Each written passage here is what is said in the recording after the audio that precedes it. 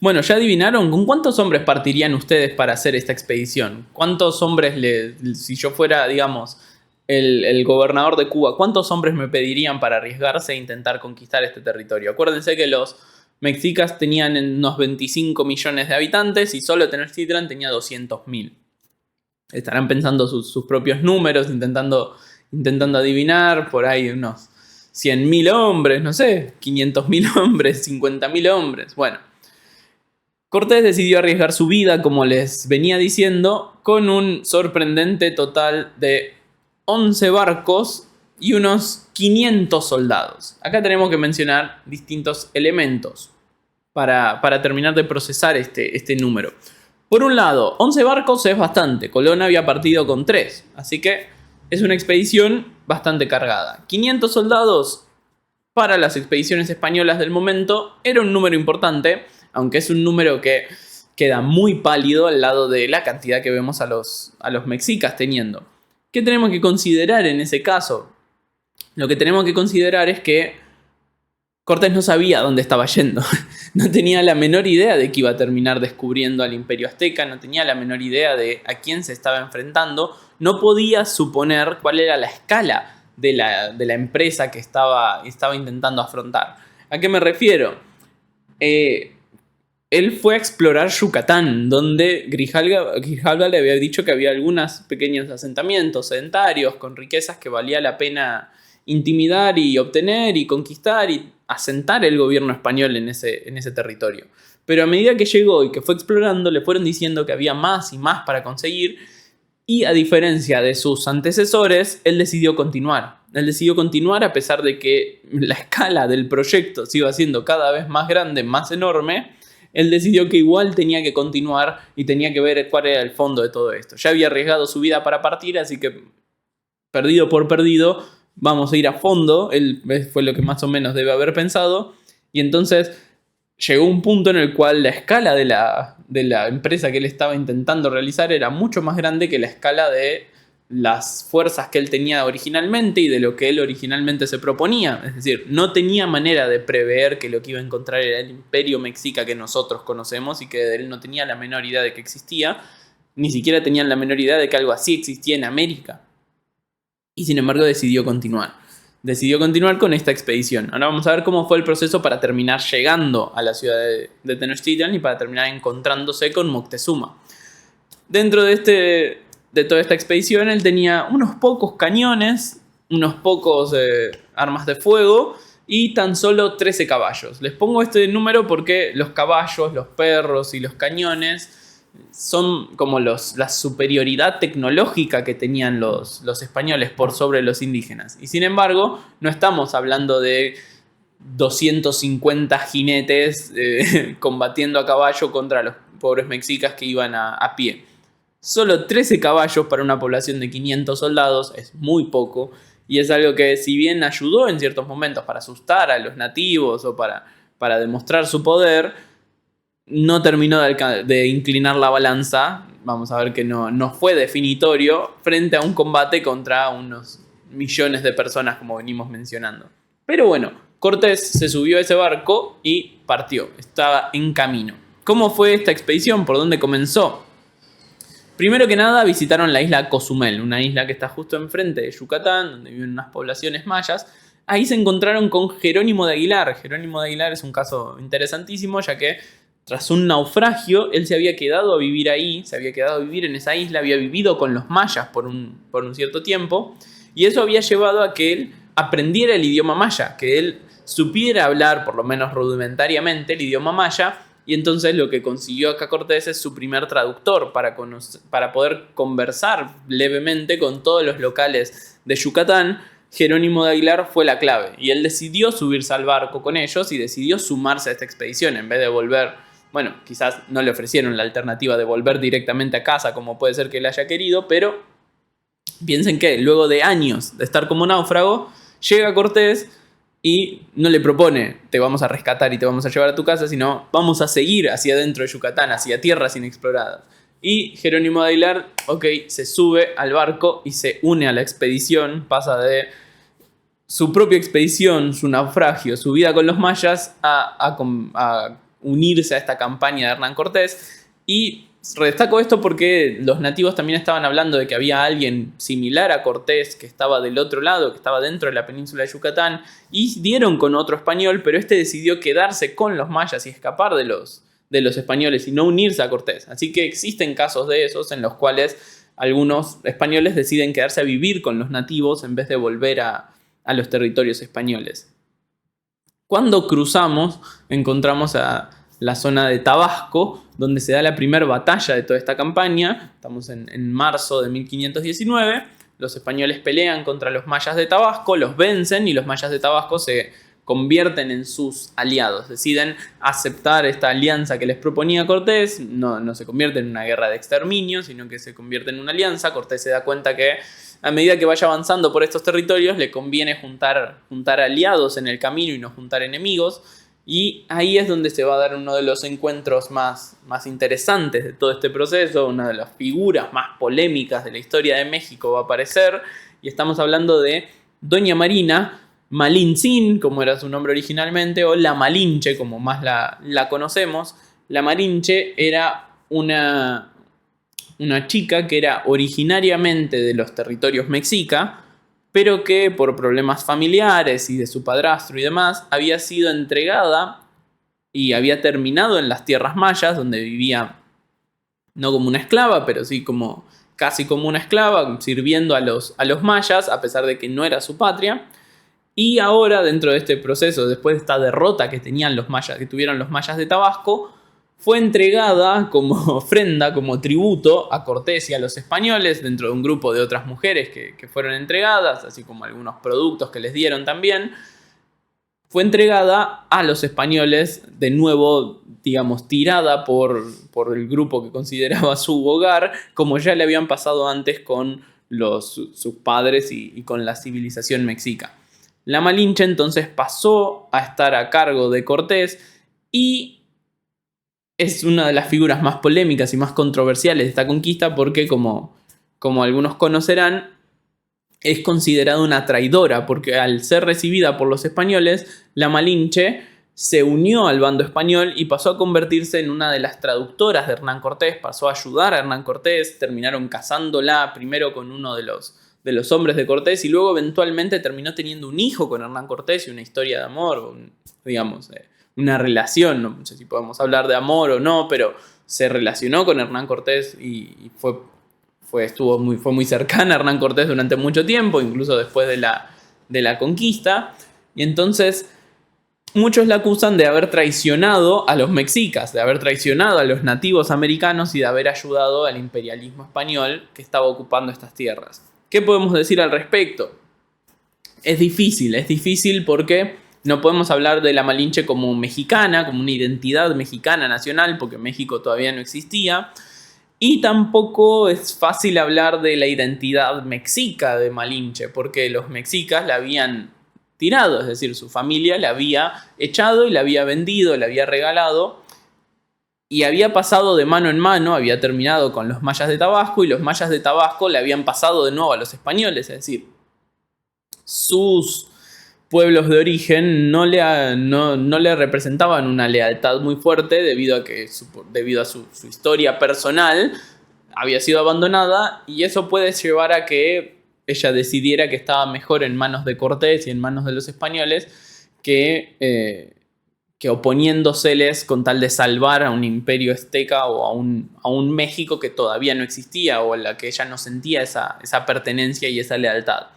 Cuestión que la Malinche, si vienen atando los cabos con la historia que vengo diciendo, ella hablaba tanto náhuatl como maya. Y eso nos va a servir si agregamos a Jerónimo de Aguilar, porque combinando a Jerónimo de Aguilar, a la Malintzin y a Cortés, podemos hacer una línea en la cual podemos comunicarnos con todos los que hablen náhuatl, con todos los miembros de este imperio azteca. Porque Cortés va a hablar en español con Aguilar. Aguilar va a hablar en maya con Malinche, que hablaba maya por haber vivido en esas tierras. Y Malinche va a traducir del maya al náhuatl para poder hablar con el que estén intentando conversar dentro de ese imperio azteca.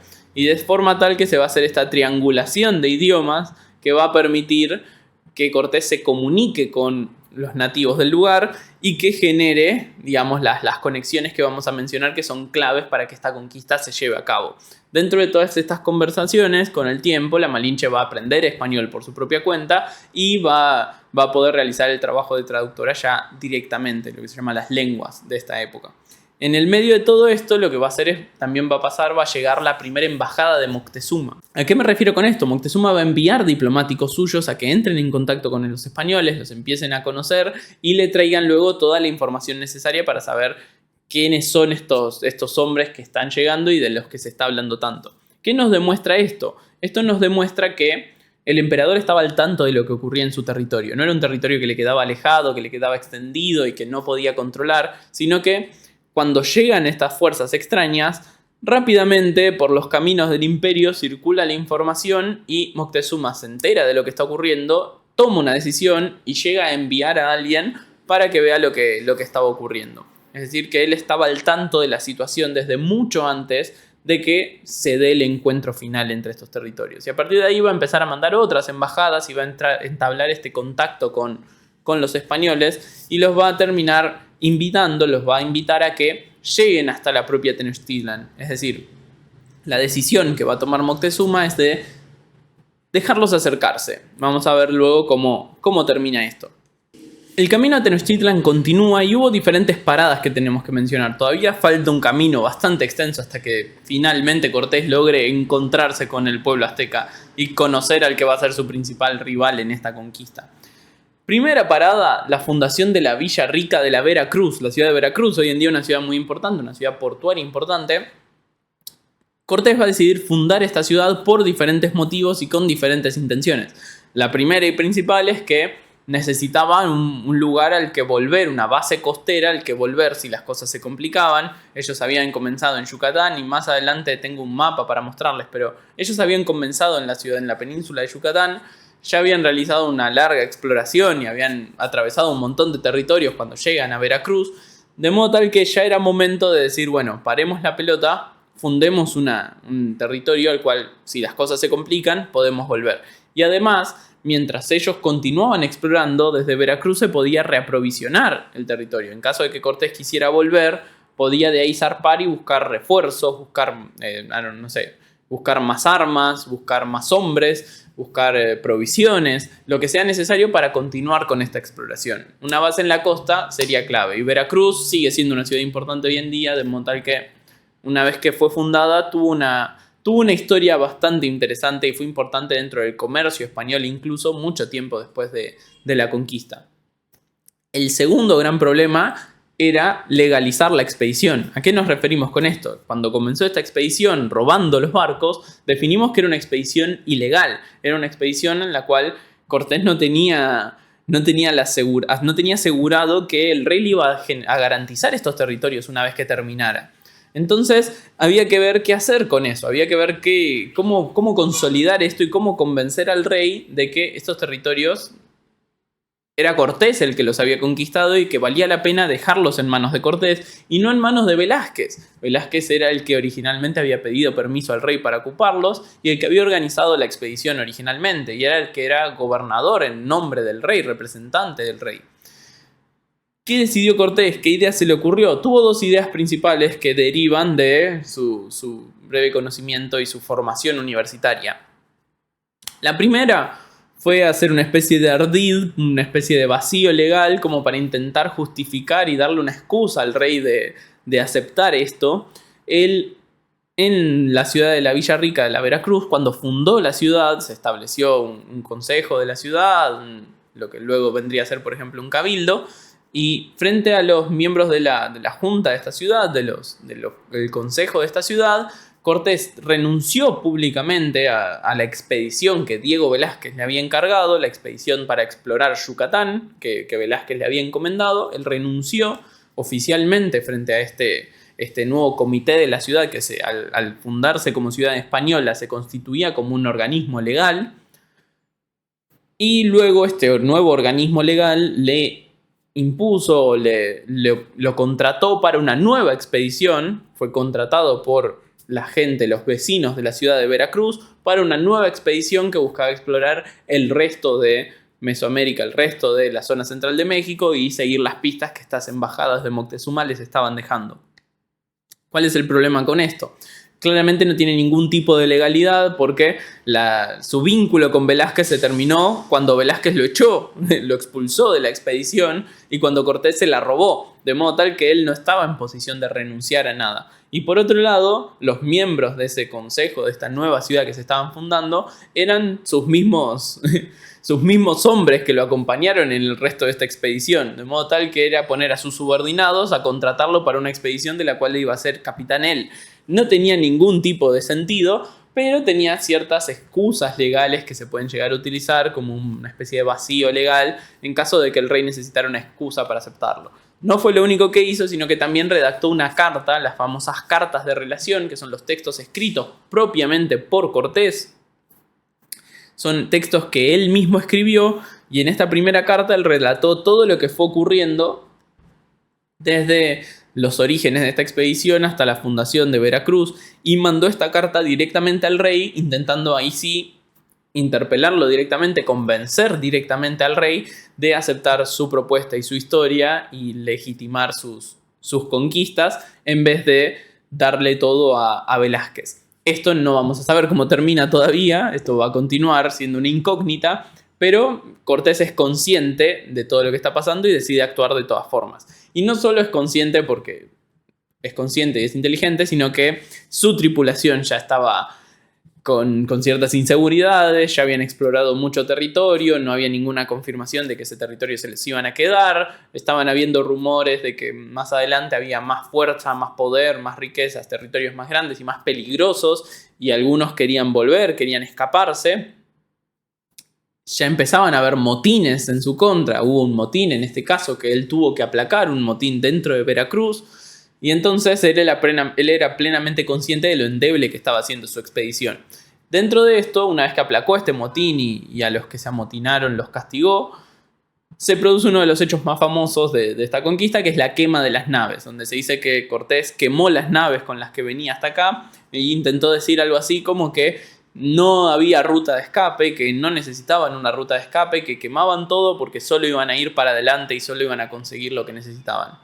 ¿Qué fue lo que pasó en realidad? Después de mandar ese barco que fue con gente de confianza a conversar con el rey, Cortés no quiso dejar ninguna ruta de escape para los que no estuvieran seguros de mantener de respetar su liderazgo, porque lo que él no quería era que cuando él abandonara Veracruz, toda la tripulación de ahí se fuera, se volviera al Caribe y lo dejara solo, de modo tal que si él necesitaba volver a Veracruz, que la ciudad esté abandonada, que no tuvieran ningún tipo de provisiones, que no se pudieran defender y que entonces cualquier tipo de retirada sea un fracaso y ellos terminaran muriendo ahí. Entonces destruyó esas naves para evitar que los subordinados que dejó a cargo de Veracruz se escaparan. Luego nuevos barcos tenían que venir con gente de confianza a aprovisionar esa ciudad.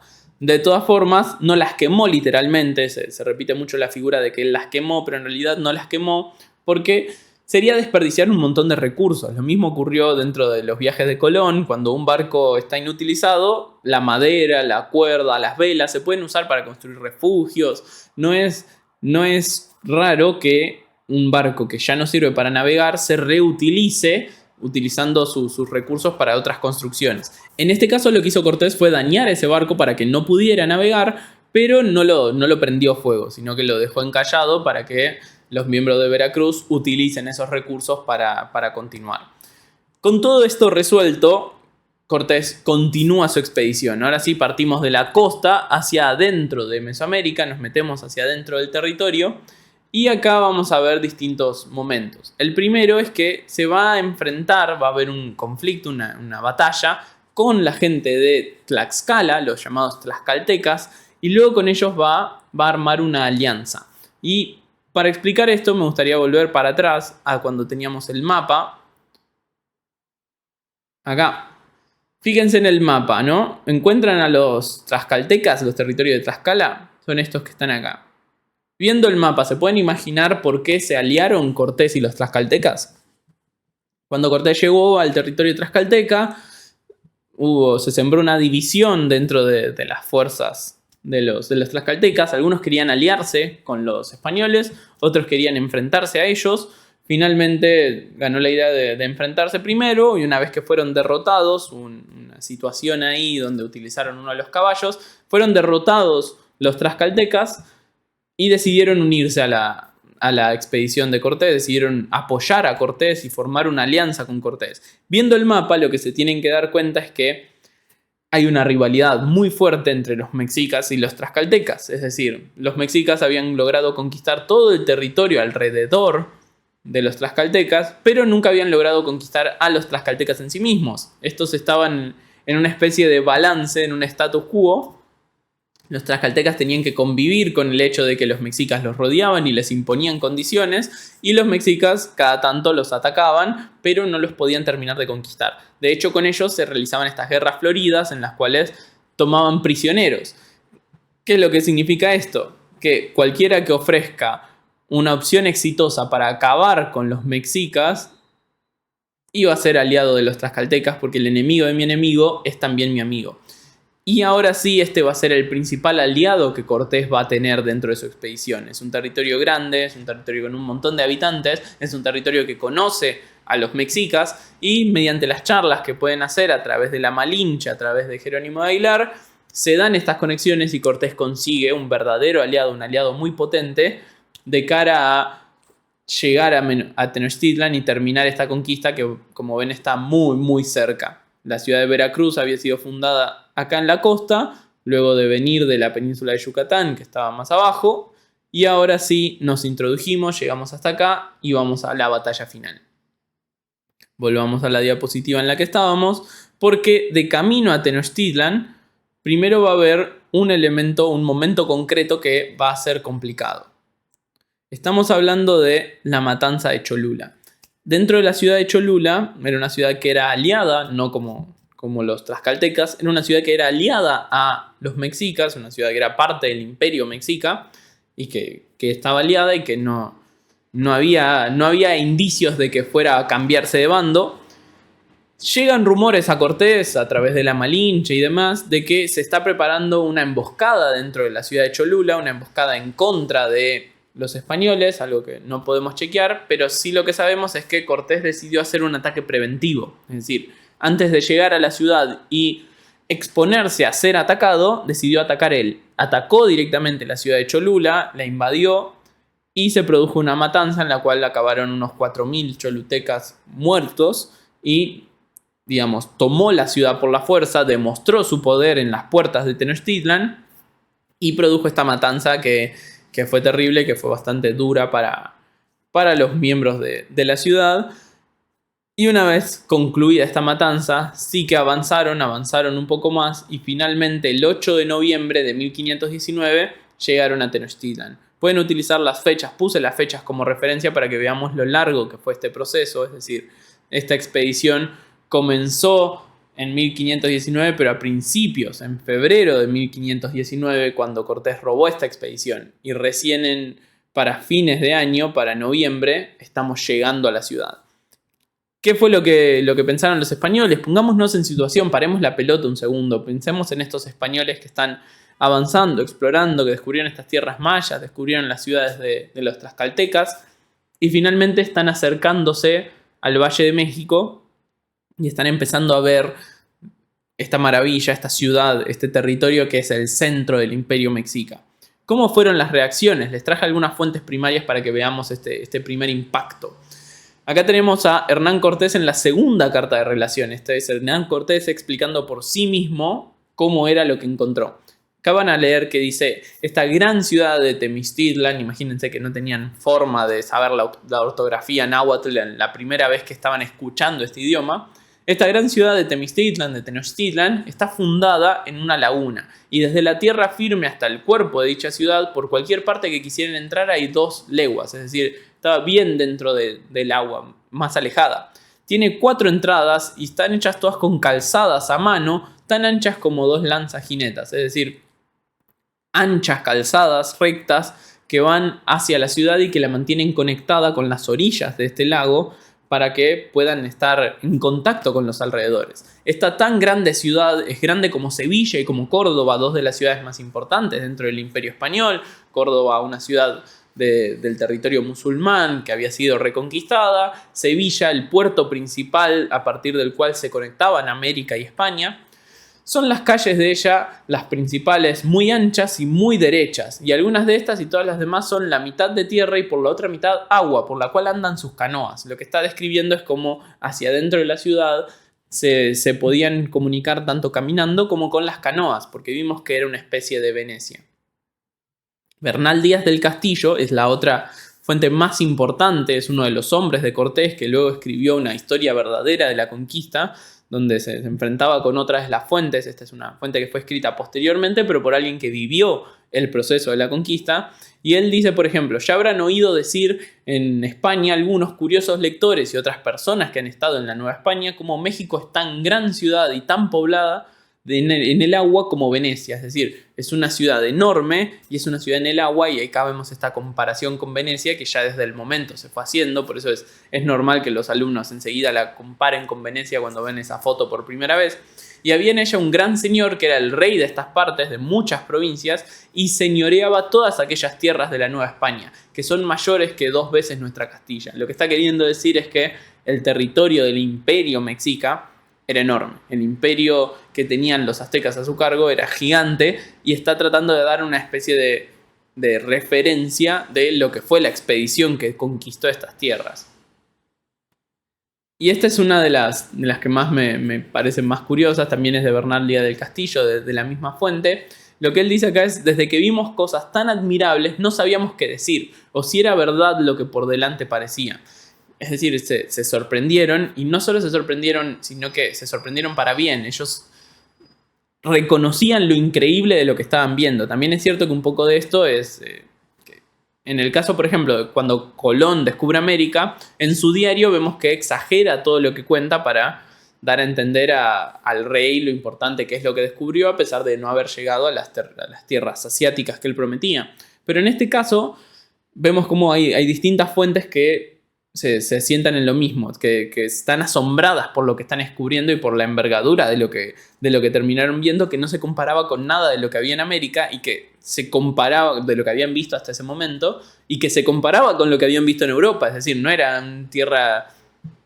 No es que para estos conquistadores todo lo que vieron en América eran bárbaros y cosas que eran infinitamente inferiores, sino que estas fuentes están diciendo: estos territorios son mejores y más grandes que muchos de los territorios que conocemos en Europa. No sabían si era verdad lo que tenían por delante, que por una parte en tierra había grandes ciudades y en la laguna otras muchas, y veíamoslo todo lleno de canoas, y en la calzada muchos puentes de trecho a trecho, y por delante estaba la gran ciudad de México, y nosotros aún no llegábamos a 400 soldados. ¿Qué es lo que está diciendo acá? Bernal Díaz del Castillo está confirmando que no eran inconscientes, estaban arriesgando su vida, estaban en una expedición que era una locura, y lo sabían. Sabían que estaban con una desventaja numérica increíble, sabían que estaban jugando de visitantes, sabían que adelante tenían un imperio enorme, sabían que adelante tenían un territorio de gran poder, de gran capacidad, y que ellos no eran más que 400 soldados y los aliados que fueron consiguiendo en el camino, y estaban asustados. Llegaron a la ciudad de Tenochtitlan asustados, sabían cómo iban a entrar porque los estaban invitando a entrar, pero no sabían cómo iban a salir, no sabían en qué iba a terminar esto, y Bernal Díaz del Castillo nos refleja ese miedo que cualquiera de nosotros, estoy seguro, que habríamos tenido si estuviéramos entrando a un territorio como ese por primera vez. Es como, de nuevo, para los españoles, y es como ingresar dentro de una nave alienígena, una ciudad alienígena, no sé, un territorio increíble que no tenían la menor idea de que podía llegar a existir.